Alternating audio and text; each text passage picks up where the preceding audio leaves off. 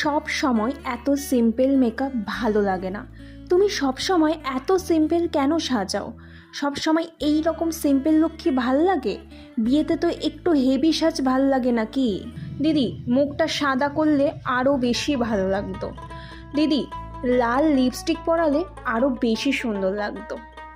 ইস, কি বিচ্ছিরি হেয়ারস্টাইল, যার কারণে কপালটা অনেক বেশি চওড়া লাগছে।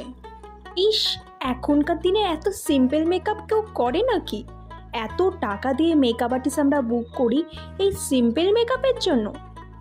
এই সমস্ত কথাগুলো যখন আমি কমেন্ট বক্সে পাই, কিছু কিছু মানুষ আছে যারা কমেন্ট বক্সে এসে এই ধরনের মন্তব্য করে যান। সত্যি বলতে আমরা সব সময় চেষ্টা করি ব্রাইডের মনের মতো করে সাজানোর।